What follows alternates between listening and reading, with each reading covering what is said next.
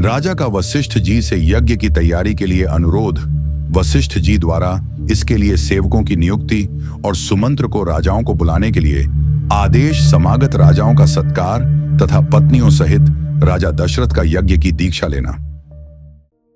वर्तमान वसंत ऋतु के बीतने पर जब पुनः दूसरा वसंत आया, तब तक 1 वर्ष का समय पूरा हो गया। उस समय शक्तिशाली राजा दशरथ संतान के लिए अश्वमेध यज्ञ की दीक्षा लेने के निमित्त वशिष्ठ जी के समीप गए। वशिष्ठ जी को प्रणाम करके राजा ने न्याय था उनका पूजन किया और पुत्र प्राप्ति का उद्देश्य लेकर उन द्विजा श्रेष्ठ मुनि से यह विनय युक्त बात कही। ब्राह्मण मुनि प्रवर, आप शास्त्र विधि के अनुसार मेरा यज्ञ कराएं और यज्ञ के अंगभूत अश्व संचारण आदि में ब्रह्म राक्षस आदि जिस तरह विघ्न न डाल सकें, वैसा उपाय कीजिए। आपका मुझ पर विशेष स्नेह है।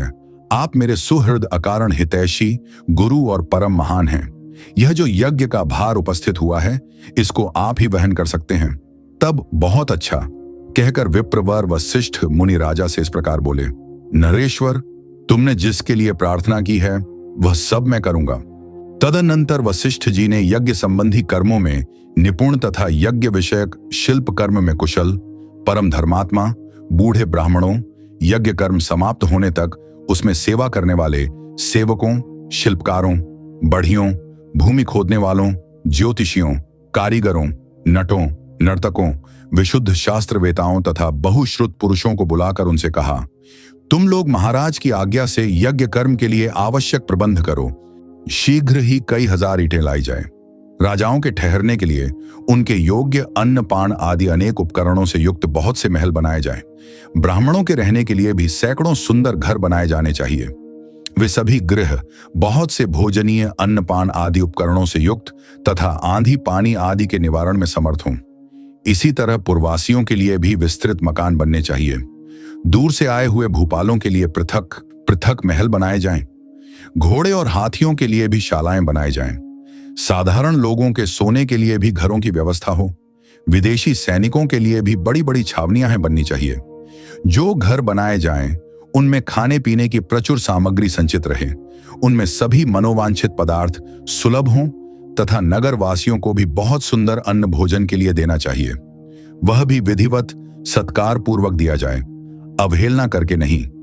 ऐसी व्यवस्था होनी चाहिए जिससे सभी वर्ण के लोग भली भांति सत्कृत हो, सम्मान प्राप्त करें।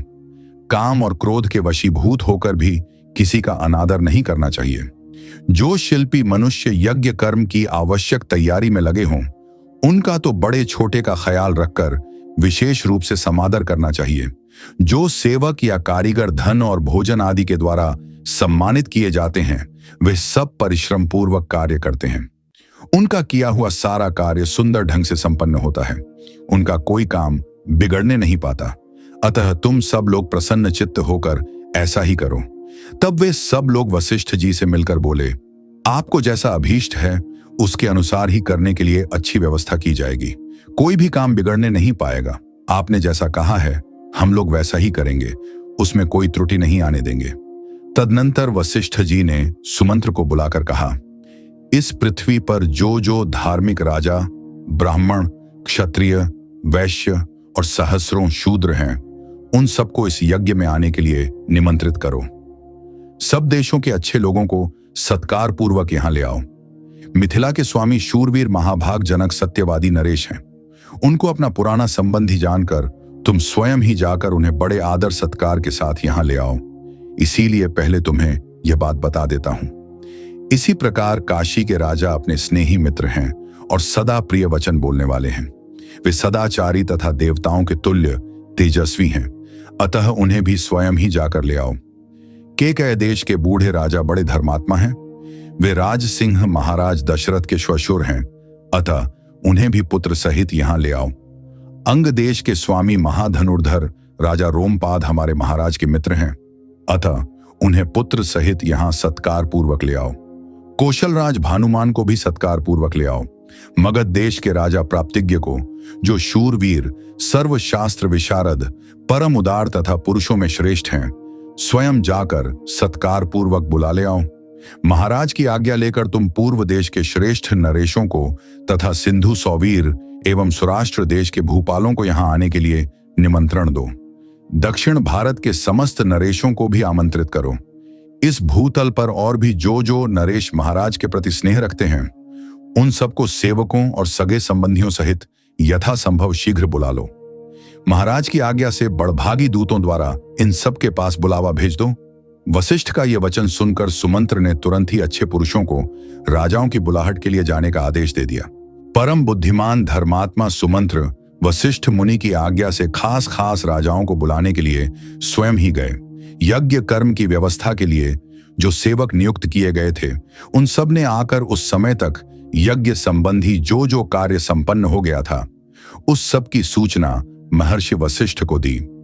यह सुनकर वे द्विज श्रेष्ठ मुनि बड़े प्रसन्न हुए और उन सब से बोले, भद्र पुरुषों, किसी को जो कुछ देना हो उसे अवहेलना या अनादर पूर्वक नहीं देना चाहिए, क्योंकि अनादर पूर्वक दिया हुआ दान दाता को नष्ट कर देता है, इसमें संशय नहीं है।